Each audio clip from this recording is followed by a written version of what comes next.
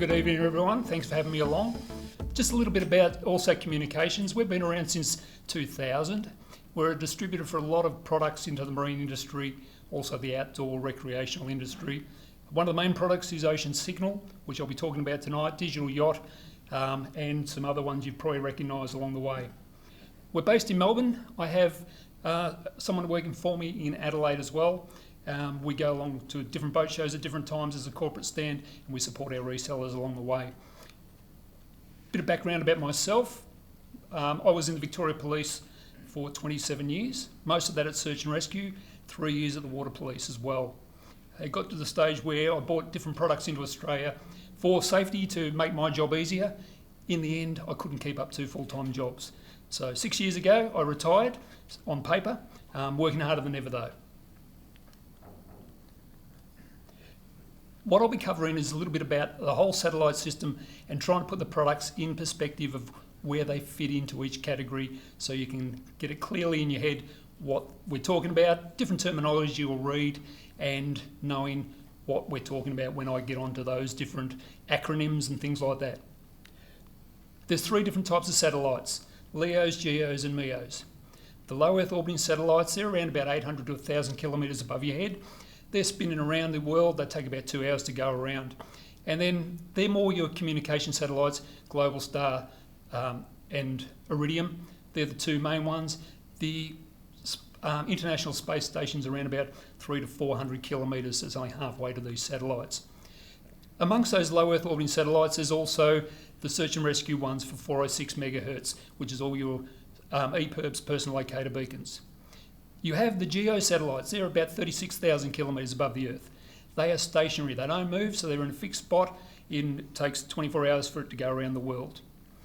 And they're your Inmarsat, your Thuraya, and a lot of the bigger communication satellites. Then you have these ones called MEOs. They're a bit newer in the market. You've probably seen MEOSAR advertised, and is MEOSAR compatible? It's a bit of a marketing term. It doesn't really mean much. They're mid-Earth orbiting satellites. They're the ones that are around about the 10,000 to 14,000 kilometres above the Earth. You've got your GPS ones up around there that everyone uses for their phones, their car navigators, and all this stuff. Also, you have ones that are now for the 406 megahertz. They've got MEO satellites. So they're mid-Earth orbiting satellites. So really, they're all shining down like torches and covering the Earth's surface at different times. But most of the time, whatever you're using might incorporate several of these, LEOs, MEOs and GEOs. It gets a bit confusing, but it's more just to let you know where they fit in the whole perspective. So when you see different terminology, you might understand where those satellites are. And if they're shining down like a torch, if you were in a shadow of that imaginary torch beam, it won't be able to see you. That's sometimes why communications won't work. So if you keep that, if you're lit up, it should be able to talk to you. The range of products we do is Ocean Signal. They're a UK-based company. They have personal locator beacons, EPIRBs, the man overboard device that I'll be talking about, and they have a few other products along the way too.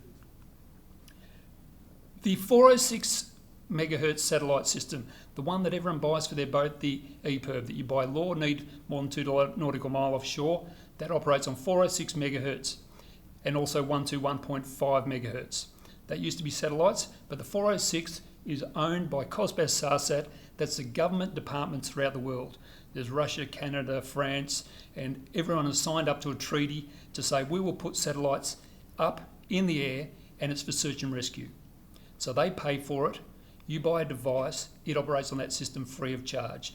If you set it off in Australia, it will hit one of those satellites, either the LEO, MEO or GEO, and then it will go down to a ground station at Australian Maritime Safety Authority in Canberra, who cover 1/10 of the Earth's surface, land and sea. Even though they're Australian Maritime Safety Authority, most of their area is water. So with your satellite, setting it off your personal locator beacon or EPIRB, that's the satellite system it's using. So if you see COSBAS-SARSAT, it sounds a bit weird, but it's just an acronym for the government-owned satellite. Now, with EPIRBs also, on your boat, if you have an EPIRB, some are with GPS, some are without GPS. If you have one without GPS, go and check your boat. If it doesn't have a GPS, throw it away, it's no good. Or it is good, it will work, but it may not find you alive. This is Australian Maritime Safety Authority's picture. That's the Brisbane River. That's the Story Bridge in the middle there. With a GPS, it's accurate within 120 metres. Without a GPS, it's accurate within 5 kilometres. So that, because those satellites need to actually work out where you are. So with a GPS, your EPIRB or personal locator beacon says, here I am, I'm in trouble. Here I am, I'm in trouble. Without a GPS, it just says, I'm in trouble. And it doesn't know where to work it out. And it's just triangulating you. And as you see, the time's up there. With a GPS, accurate within 120 metres, 20-minute detection time, versus 5 kilometres, 90 minutes to 5 hours. So we used to get satellites or EPIRBs going off without a GPS. We'd always ask AMSAR, when's the next satellite pass? And they would give us a time between 90 minutes and 5 hours to try and find someone. So if you want to be found alive, your EPIRB for your boat, make sure it has a GPS. It's not worth the risk, and there's only a small cost involved between the two. So now down about 30 or 40 bucks. With a personal locator beacon, they all have a GPS in it, and that's the law. They must have a GPS. So if you've got a personal locator beacon, you're fine. The ones we have, the Rescue Me, is the world's smallest 66-channel GPS to tell them where you are, 7-year battery life. Operates no less than 24 hours in distress mode, and that is all personal locator beacons. So when you're looking at personal locator beacons, you are comparing apples with apples. There's only about 6 manufacturers worldwide. It's very hard to get that approval through COSPAS SARSAT. So what you're buying is an authorised, approved product. It's just the size and colour of apple. And sometimes, like these are waterproof 15 metres, others are a lot less than that. So just have a look at it, see if it suits your needs. So comparing to others, it's certainly smaller. It fits into life jackets. AMSAR are using some of them, but Border Force tested all of them, and they're using our ones in over 550 jackets around Australia. So the EPIRBs, with those, they're the bigger ones. Now, the difference between an EPIRB and a PLB, a lot of people get them confused. They'll say, this is my personal EPIRB. The terminology through Australian Maritime Safety Authority and worldwide, an EPIRB is an emergency position indicating radio beacon. It operates no less than 48 hours in distress mode, and it must float with the antenna clear of the waterline. That's what an EPIRB for your boat is. As soon as you take a small version and put it into a jacket or anything, a small version is called a personal locator beacon. It operates on the same channels, the same frequencies. The difference is that it has to have a either float by itself or have a pouch attached to it. It must operate no less than 24 hours in distress mode, but when it's floating, if you didn't have it secured or anything, it could float upside down. It does not replace your EPIRB in your boat, but that is the difference. An EPIRB is for your boat, and a personal locator beacon is what you call it for personal use. What we'll move on to now we've got through all the heavy stuff, onto AIS. It gets even heavier than this bit. Now, AIS is really designed, it's automatic identification system. It is virtually a collision avoidance system, or allows people to see where boats are, and so they can avoid you, you can avoid them, and assist them in certain circumstances. So just to show of hands, how many people have AIS on their vessels? That's good, a lot of you do, so that's great. So I don't have to go too far into it, but I'll cover a lot of stuff anyway. Now, with that, you can either buy, with AIS, a receiver that only lets you see other vessels, but doesn't let them see you. That's good if you just want to watch them, but potentially they could run over you because they can't see it. So most people will buy a transponder, and there's certain transponders, all different frequency, or not frequencies, all different power, which we'll cover as well. But with a transponder, it's sending your location out, it's broadcasting it out. The receiver on another vessel will receive that, put it there, and you'll be able to see where they are. With the digital yacht range of products, they have ones that you don't have to go and buy a whole new unit. You can actually just put something in line that makes your current chart plotters, even the old Ray Marine ones from 20 years ago, put it in line and make it AIS compliant. Make it a transponder. We have ones that actually will make it NMEA 0183 or NMEA 2000, and also Wi-Fi. So a lot of people are using Navionics on apps. You can bring it all on through Wi-Fi just by adding the box. There's just a few of the different things that Digital Yacht do. They're a UK company also. but certainly they've got stuff to integrate your current systems and wind sensors and everything into what you've already got, so you don't have to suddenly replace your whole units. Now we get on to SOTDMA, which some of you may have read about. It's talking with AIS, and as you see there, it doesn't mean sail off to drink more alcohol. It means self-organised, time-divisional, multiple access. What it is, with AIS, you have Class A, which is big vessels over 300 tonne or passenger carrying vessels, and a lot of other commercial ones. A Class A will transmit anywhere between 5 and 12.5 watts. It will then go a further distance. You'll be able to see on your screen, if you've ever seen a cargo ship, click on that, it'll give you all their details, their tonnage and weights and things like that, and their speed over ground. The standard AIS that most people have on their vessels is Class B. Now Class B is sending out a ping every 30 seconds, and it will just give you a location. That's virtually all it's doing. So people can see you and things like that. The new one on the market that's been around for 12, 18 months or a bit more is Class B plus. So Class B plus means it's got that self-organising, time divisional, multiple access. What it's doing, it's pinging at different rates for different occasions, and it's mainly based on speed. So if you're in a busy port on a Sunday, New Year's Eve on Sydney Harbour, if you're pinging just at regular intervals, all those commercial boats have precedence over you. As you'll see on the little wheel like the clock, there's little time slots that it pings at. What a Class A and a Class B plus does, it says, all right, I've got to ping at these intervals. So on the system, it will book ahead and say, I need to reserve a little time slot here and time slot here. So what it does, it books ahead. So it's going to always be visible over yours. So on a busy night or a busy port, if you're sailing into Asia or Europe, your signal could be masked. If you're a Class B, you'll only be pinging it at 30-second intervals, so you may have already gone, depending on your speed, a long way. No one sees you in that 30 seconds. You might be masked because all the Class A, Class B plus in that area, so you're not going to be seen. So a Class B plus puts you over and above all those Class B ones. It's also transmitting on a higher wattage. Instead of 2 watts, it's now turning on 5 watts, so it gives you a further range. So a normal 2 watt will go around about, say, 8 to 10 nautical miles. Making it a 5 watt doesn't suddenly go 2.5 times as far. It will then give you about an extra sort of 50% on top of that, or around about, not 50. So it's only a little bit further, but it certainly is, it allows you to be seen better and by other vessels. That's a little bit of the time. With the Class A, all of them on anchor will ping at a certain time. With your speed over ground, the Class A will ping quicker the faster you are going. So if you see, instead of at 30 seconds, so if you were travelling at 25 knots, it's only going to, and with the Class B, you're only going to be seen every 30 seconds. But with the Class B plus, it will be showing even quicker. Now we get on to the Rescue Me MOB products, which are the man overboard devices. As I was explaining earlier, the personal locator beacon, which all in different categories of racing have to carry a personal locator beacon.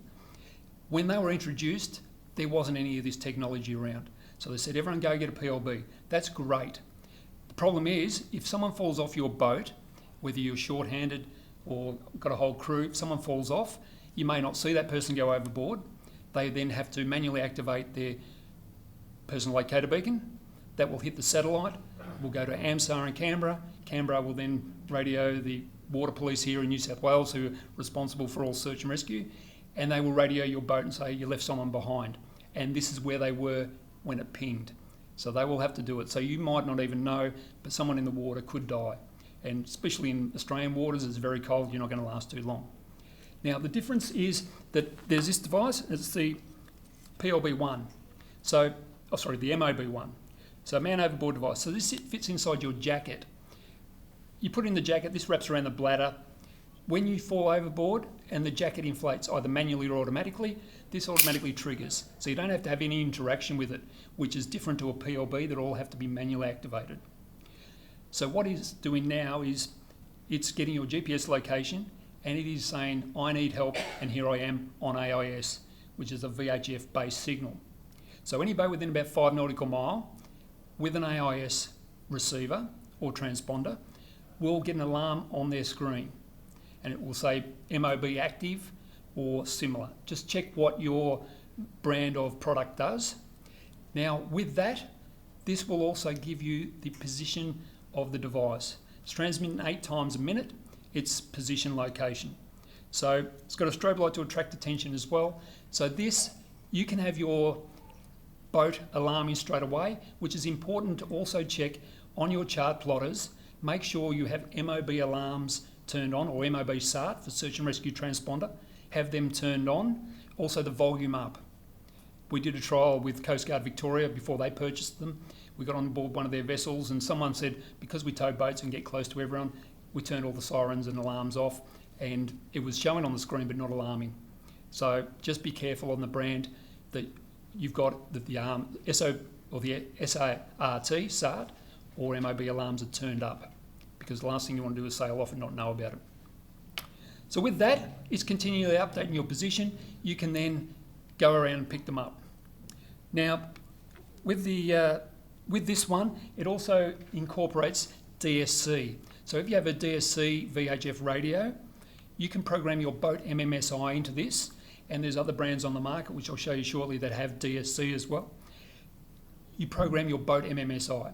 In Australia, under the Australian Communication Media Authority rules, you can only have your boat programmed into that. So if it goes off, AIS to everyone, and if you program your MMSI, automatically your VHF radio will be screaming its head off as well with an MOB alarm.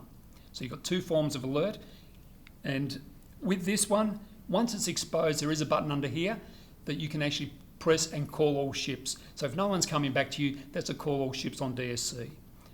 But that's an Australian rule that part of it for call all ships on DSC is a manual activation. But apart from that, AIS automatically to everyone and DSC back to your vessel. Now, all these can also be integrated into your life jacket nice and easily. These are with Ocean Signal ones. They give you the instructions on how to install them. Other brands on the market, some will say you must have them fitted by an authorised service centre, so just read the fine print to make sure they work, but these are certainly self-fitting and self-servicing. The different ones on the market, there's around about 5 different ones that are commonly available. We've got the Ocean Signal, the ACR one that we also do. That's a slightly bigger version, but that's also AIS and DSC. The SIMI one, that's only AIS. And then you have the WeatherDock one, that's AIS and DSC. So you can program that with your MMSI. And the one on the end, the Canad and McMurdo, so you'll see the same product branded with 2 different brands. It is the same one, that's only AIS. So certainly all of them should be able to, or will be able to give you a location via AIS. So direction and distance to the person in the water, they'll all have GPSs, they'll all be transmitting, they'll all have strobe lights. What you find is, as I mentioned, 2 of those brands didn't have the DSC. So if you don't want to go back to your VHF radio, those brands, you could go with those, but if you want to alert on your VHF radio as well, or have the ability to message other vessels on DSC, then it comes down to selecting a product that has those features and functions. Now, there's other products on the market, the OLAS tags, and there's different brands that are just a proximity alarm. Now, some of those will be a vessel-mounted product, and within a certain range of that, it will, if you go outside that range wearing a tag, they're nice and convenient, nice and small. If you go outside that range, they will alert on different things. The OLAS ones will alert on mobile phones, so you need to have, with those, the downside is you need to have a phone that's charged, you need to have it there visible to the products and be able to hear it if someone sets the alarm off. The only thing with those is, depending on the size of your vessel, if someone moves too far away from it, it can lose that Bluetooth signal. So you can get false alarms and be looking for someone that's not missing. They might have just gone down to get another drink or something like that. So you just need to keep that in mind. The other thing with those ones, it will give you the last known location of the vessel. Where you've got your mobile phone, it's receiving via GPS. Your phone's location is what it's giving you. So if you do go with any of those, be aware that it's not where the person is now, it's where the boat was when it was activated. It's only going to give you a proximity alarm to those. So if you do that, you've got to go there and work out, well, if they've drifted away, so it won't give you the same flexibility as an AIS. It's also going to only alert your vessel. If you were out Sydney Harbour and you wanted other people to help you, you're going to have to radio them or attract their attention in some other way. They won't know about it with these ones. It's only a personal one back to yourselves. Now, with these, some of them also incorporate or have the option for an engine cutout. If you're sailing, that's not a problem. If you're not using engines, others have engine cutouts. My concern with those is if you're going through rough weather, someone's fallen off the back of a vessel, and suddenly you've got an engine running and you lose your engine because the system's telling you someone's gone overboard, you have no power, you could end up side on, or you could all be overboard.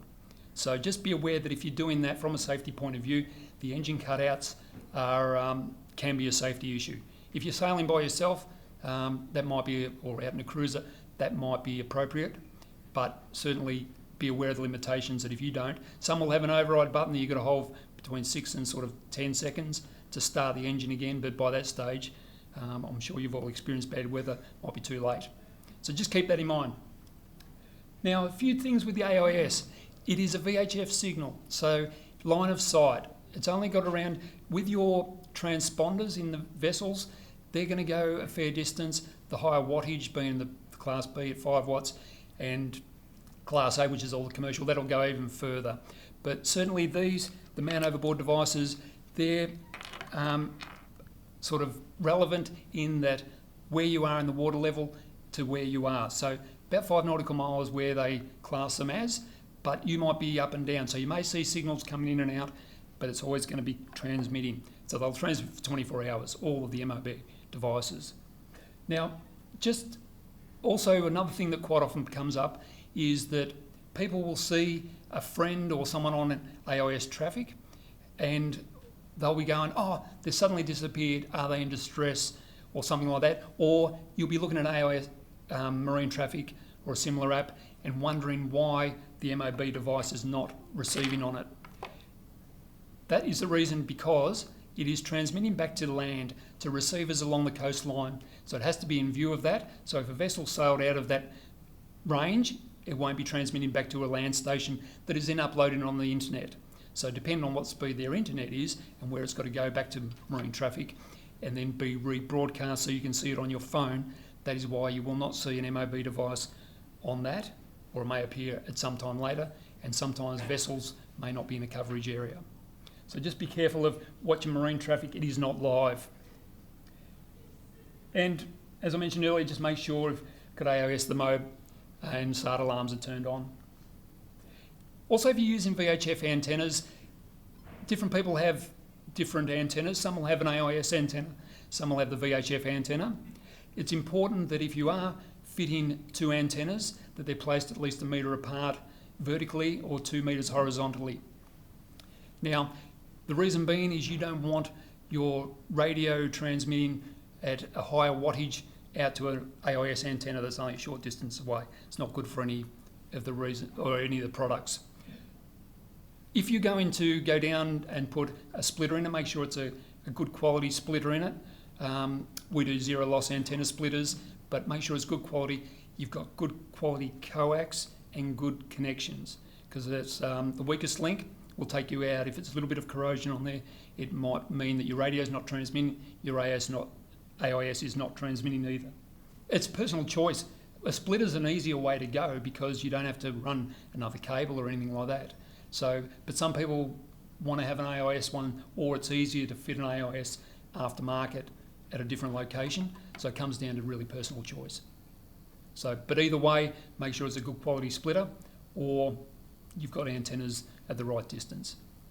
On the Rescue Me AIS units, you mentioned there's a manual button for DSC or ship's call. Yes. Has that always been there? Or is that only later? No, it's always been there. So from the inception of this several years ago, you can program your boat MMSI, so the automatic activation will be AIS and DSC to yours. But yeah, there's a little round one, it's picture there, and you press that, that's a call all ships on DSC. But it won't be exposed until you actually deactivate it. Now also, the other thing is, if you're out there, you're sailing, especially short-handed, because the best form of rescue is that boat you've fallen off, you can turn around and pick that person up and save their life, even crews as well. When you turn around, pick them up with their GPS location, it is quite easy to rewind the antenna. It comes with a little antenna winder. You get back on board and you have one of those alcoholic drinks that we were talking about earlier, and go, that was a bad experience. You can reset the device. So it's quite easy to reset. Because it's got 24-hour operation time, hopefully they're not in there for 24 hours, they should be picked up nice and quickly. Reset it, you don't have to return it for a new battery. Through the test function, you can see what battery usage it's had. So it will tell you if it's had 0 to 1 hour use, 1 hour to 2, and so on. It's only when it gets near the end of the life, that's when you need to return it. If you've fallen over and used 24 hours of battery life, it's probably time to buy a caravan. So, any questions at all? So, PLB and AIS, we ever going to see a unit? Probably not in our short lifetime, who knows? Look, different brands of, and that's the question we get asked all the time, is that having a person like locator beacon and an EPIRB together. Early on when I was talking about COSPAS, SARSAT, that government department, their satellites are only receivers here. So it's sending out a signal, they get the message and say, you need help, we'll come and get you. With a man overboard device, it's a localised response. If they were to have a combined device, it would mean that if the signal all went out at the one time, if someone got rescued and you sail off into the sunset, the emergency services will still come and just looking for it in cases. So you'd have to let them know. So until the devices are a two-way device to say, yes, I've been rescued, I don't need you anymore. There's different concepts of time delay on AIS and then go to PLB, but again, comes down to battery technology that's not around at the moment. So with the technology, if it gets better, because the rules say a PLB must operate no less than 24 hours in distress mode, so until then, until they can guarantee that and have that as a battery separate to it, it won't exist. But yeah, if we could get one, it'd be great. Just yes. As a question for that, could it be using the ship's VHF to go back to the central monitor in Canberra rather than the actual machine, the device itself?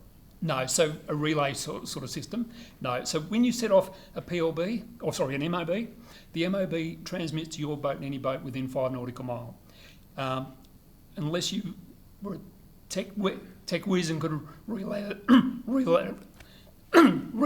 off, it won't go anywhere. It'll only go to the receiver and stop there. So you'd need some way of radioing it on, but no, it doesn't.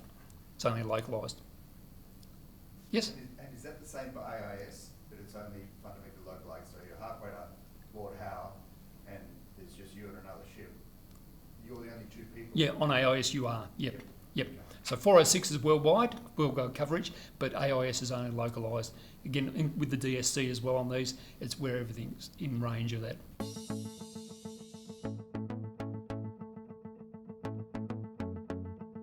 We work for a company called BLA.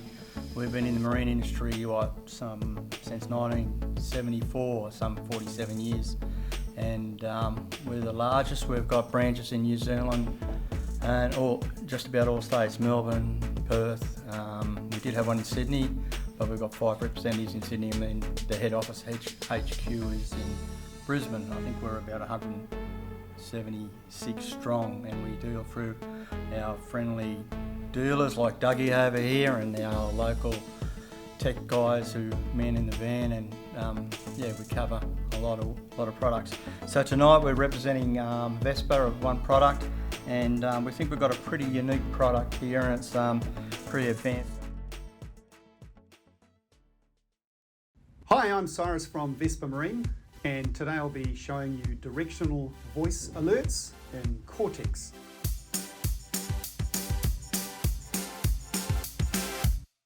Now, Cortex is the most advanced marine VHF in the world.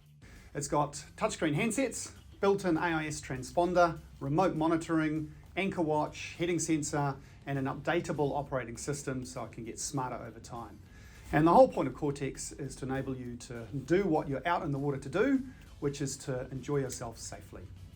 The latest update to Cortex includes something I think you'll love called directional voice alerts. Now, most systems use an ambiguous beep or tone to sound the alarm, which is really great because you know something's wrong, but you've got to go and figure out what that alarm is for. Cortex has always announced the alarm by telling you what it's for. So in the case of anchor drag, you'll hear a voice saying anchor drag. Now the alarm starts off quietly and gets louder and louder and louder. The voice gets louder and ends up being a very, very loud tone, so that even if you're asleep, you're going to be woken up knowing that something is wrong. But the latest update takes alerts to the next level. As well as telling you what the alert is for, Cortex will tell you what direction it is. So for MOB or collision alerts, you will know instantly where to look.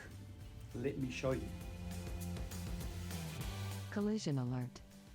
Starboard beam.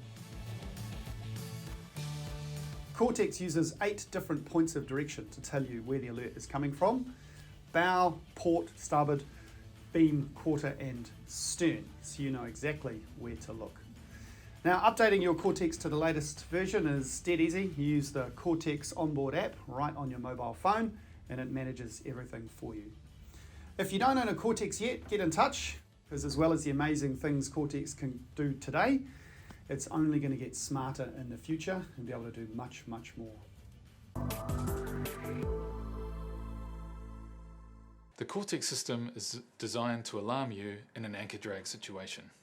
The alarming logic is actually running on the M1, which means that in the middle of the night, you can power down all your displays, all your handsets, and you'll still be notified if there is an anchor drag. Before you drop the anchor, we provide some relevant information: your current speed over ground and current depth. This helps you decide when to drop the anchor and how much rode to put out. Dropping the anchor is as simple as just clicking the center button of the click wheel. We show your past positions through what we call breadcrumbs. Breadcrumbs are a nice graphical feature that show you how you're actually swinging on your anchor. Once you've dropped the anchor, we show range and current bearing to anchor. The apparent wind angle is shown, and wind speed and wind angle are things you can set alarms on as well. If your vessel does start dragging, when it breaks the alarm radius, it will trigger an alarm. When an alarm occurs, Dragging anchor. the alarm appears in the alarm banner. The ring goes red to indicate that you have dragged outside of your set position. And this is useful for when you're on the boat, but it's also really useful for when you're not. And so that same alarm will also be sent to the alarm monitoring app, and so you'll be notified when you're ashore.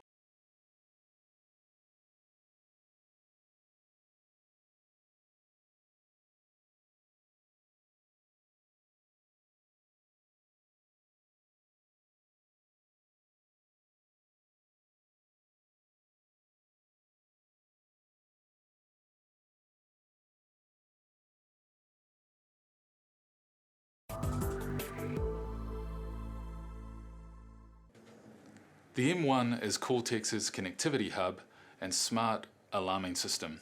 You can think of the M1 like the brain of the system. The Cortex M1 is an IPX7 rated housing. It's made from a thermal polymer, which means there's no exposed heatsink. All of the M1 inputs and outputs are also completely galvanically isolated. It's designed to be run from a 12 or 24 volt system, and it's designed for super low power, which means that you can leave it on at all times. The 5 core systems of M1 each have their own status light. We have the GPS, VHF, which is DSC, AIS receive and transmit, as well as VHF voice, Wi-Fi, NEMA 2000, and cloud connectivity. The status LEDs will be green when the system is fully functional, amber when something's not connected, or red when you need to troubleshoot something. The M1 has a single VHF antenna port. That's your primary VHF port. It also includes a built-in splitter. So if you've already got an antenna installed on the vessel or an existing VHF system, you can integrate the M1 into that. The M1 is powered from 12 and 24 volts. but it's really low power, drawing a maximum of 6 watts. So that way you can leave it on at all times and it's always monitoring the situation for you. It includes internal antennas for both cellular and Wi-Fi connectivity, but we've also allowed provision for certain installations where you need to get those antenna to a different location on the boat, and so there's external options for connectivity of an external antenna. We have a sensor port for connecting external sensors and relays. This allows you to monitor things like your high water level sensor, your bilge pump, or control things on the boat like maybe your heater or freezer box. You can do all of that remotely using the monitoring app via your phone. It also has built-in NEMA 2000 connectivity. This allows for those sensors that are on your vessel connected to NEMA 2000 to be monitored as well, but it also does a classic Smart AIS functionality of translating NEMA 2000 to 0183 and distributing those sensors via Wi-Fi to anything else you might have on the vessel. The audio port is included, which is both a audio port for VHF receive, but it's also our primary alarming port. So when a Smart AIS alarm occurs, the annunciations for those alarms will be received over that port. This allows you to power down your handsets, but still get notifications of alarms. It also has a built-in heading sensor. This is really important, super useful for our anchor watch feature, as it enables accuracy of your anchor position. It's also very useful for when you're transmitting your AIS position. The M1's cloud connectivity allows core features like our Smart AIS alarms, bilge alarms, high water level sensor alarms to be accessed from anywhere, whether on board or ashore.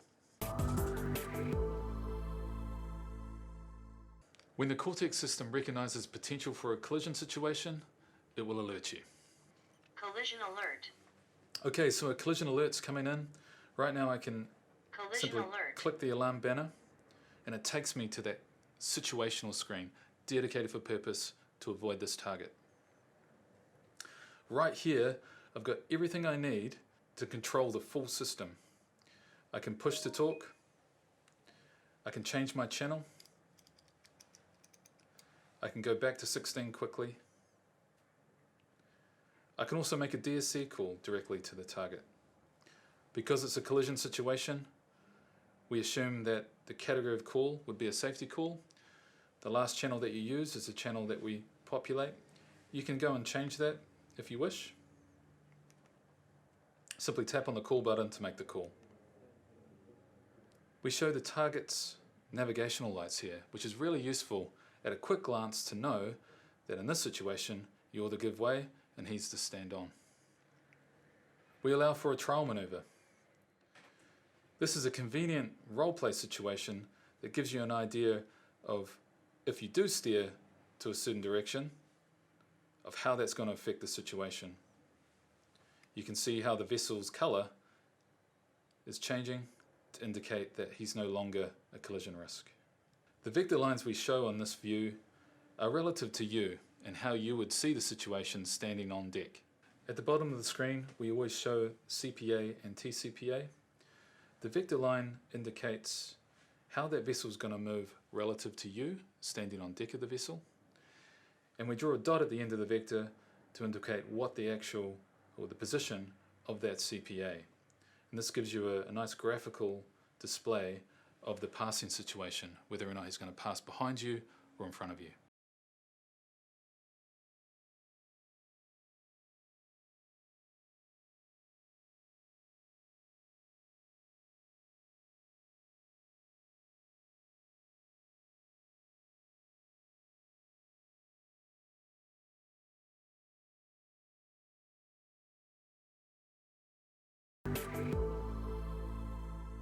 One of the focuses of the handset design was making sure that the use of VHF, DSC and AIS is tightly integrated into one cohesive user experience.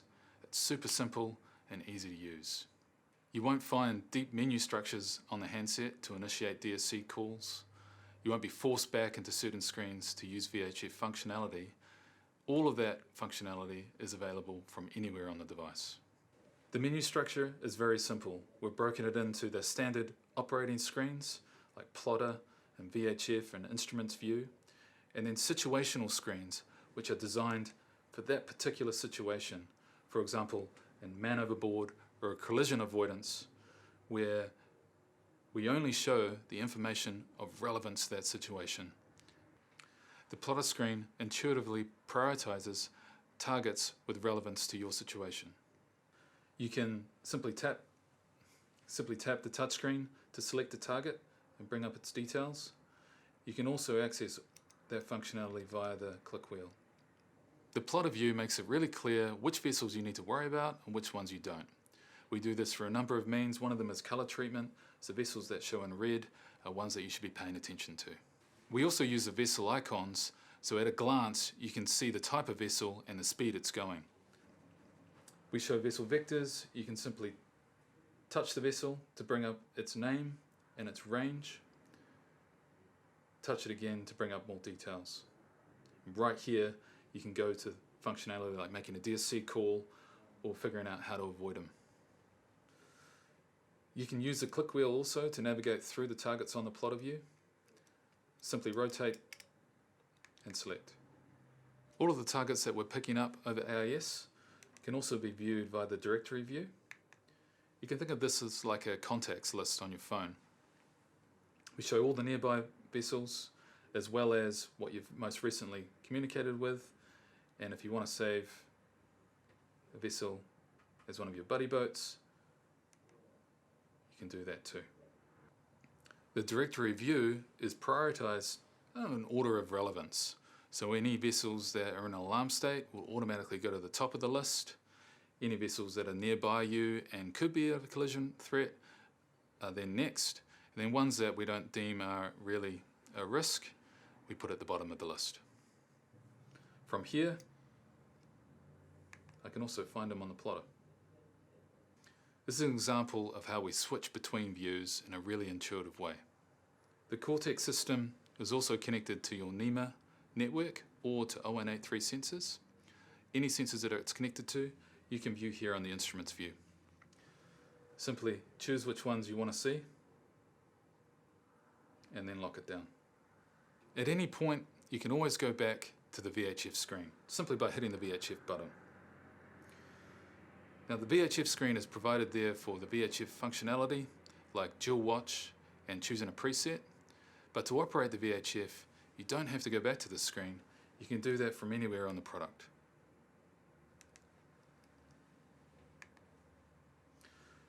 For example, in my plotter view, if I need to make a call on 16, I can simply reach over and hit the push to talk. On the VHF screen, we provide some conveniences. The call sign is displayed, your call sign, so that if you have to make one of those calls, you can just recite it directly off the screen. Also, we show the position that you're currently at and current UTC time. The VHF screen is simple by design. We just show the functionality that you really need. Dual watch can be accessed by simply touching the screen. Presets can be easily accessed too at the bottom of the screen. Adding a new preset is very straightforward. At any time, if you need to get back to 16 in a hurry, simply tap the 16 button.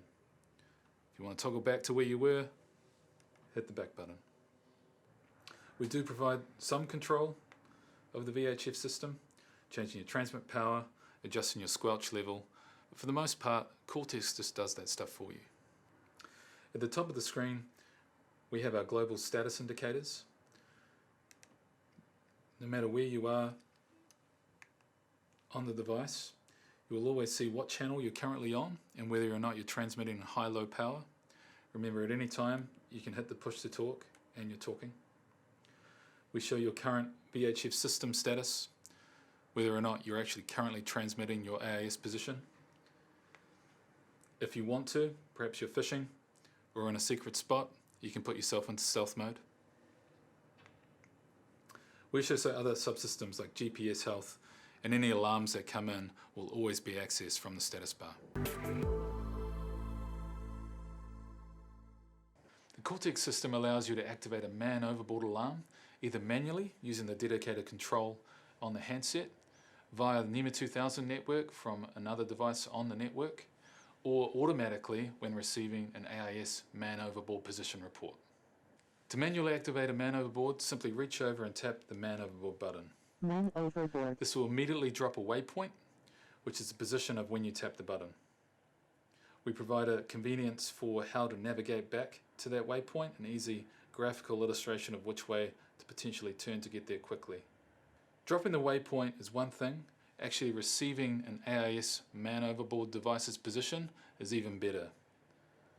The Cortex device will receive that automatically and change focus away from your waypoint and onto that man overboard device. Now we've got the man overboard's actual position that we can navigate back to. You can also bring up his details.